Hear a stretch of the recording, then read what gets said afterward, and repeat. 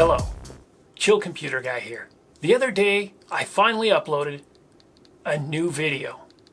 And it was exciting, you know, I've kind of quit the whole YouTube thing. But so far, it's been like 24 hours and it's got over 100 views and I'm pretty excited about that.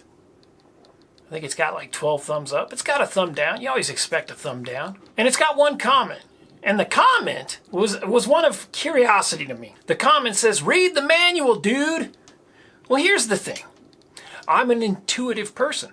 I'm very curious and I'm very logical. And logically, it seems that the method that I attempted should work.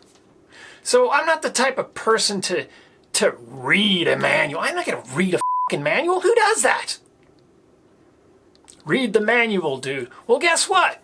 F off, dude. That's the thing. I don't mean to use the foul language and whatnot, but I just kind of had to this one time. Now, also, I've been making a few comments on Bitwig versus Ableton type video to explain like the comments. I've been using Ableton a little bit lately. Here's the thing. I don't know about you, but I have inspirational problems sometimes when I'm working on music. And I'm like, yeah, I'm so sick of staring at this DAW. I want a different UI. I want some of a different feel or something. And so I went over to Ableton and kind of was messing around in Ableton for a while. And I noticed a lot of things that I really enjoy about Ableton. Now, Bitwig's great too, and ultimately Bitwig's kind of my main DAW. There's a few things about Bitwig that do annoy me. One of the things I mentioned was the color scheme, like the color, the fact that like here, a great example is on a device, the remote. You open up the remote panel, it's got 8 macros or knobs or what potentiometers, there you go. But the thing is they're automatically assigned colors. It's like colors of the rainbow. And it's like, wait, I'm an organizational freak. I want to set up, let's say, my filter. Those are the 2 red knobs. These 2 blue knobs do this, or whatever. But the fact that it's just locked in, those 8 random colors, is annoying to me. Also, I can't deal with too many colors on the screen at the same time. Now, I'm a designer. I like to do the design. I like to get in the Adobe Photoshop or Illustrator, and I like working on logos and designs and things. And for some reason, I'm like a real big on 3 colors, 5 colors.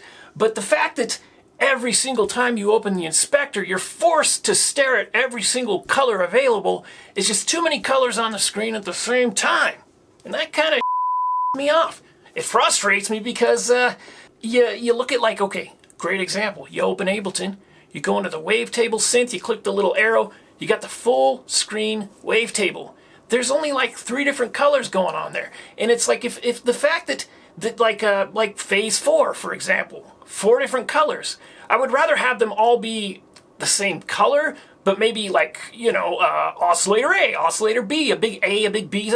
I mean, colors are the thing.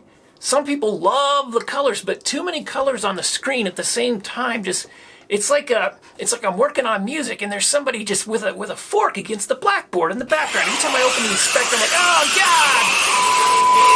God! And it's just me. I'm neurotic. I'm really kind of weird about that type of. Now, if I go to change a track color or something, I click the drop down menu and then you see all the colors. Just that.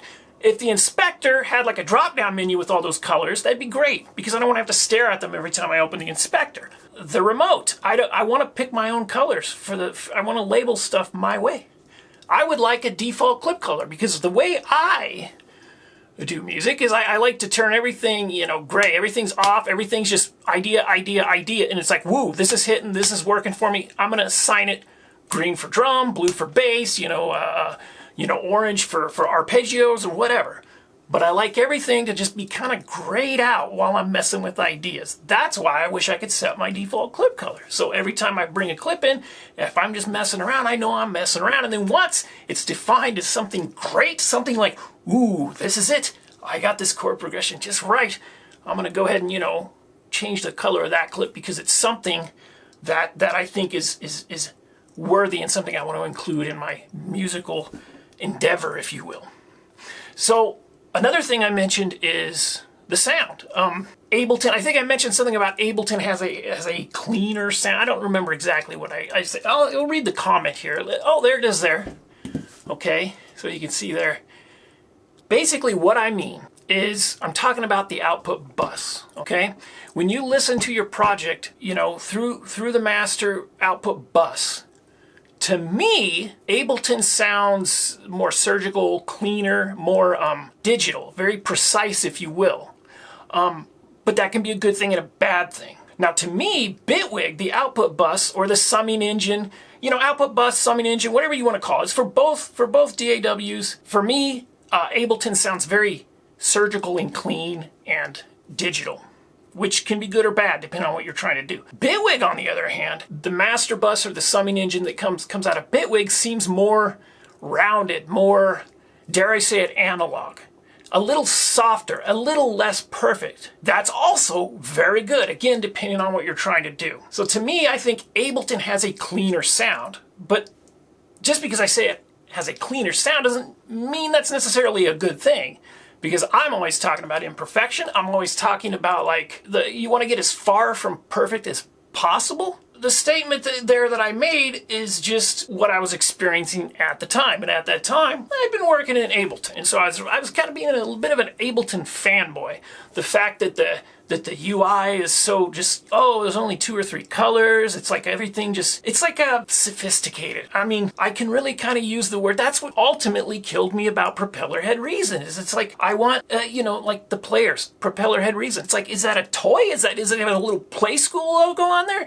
I like to have a sophisticated UI because I'm having to stare at a fucking computer screen to make music. But I would like to be able to just, you know, set a couple macros, right click and change the color. Just stuff like that.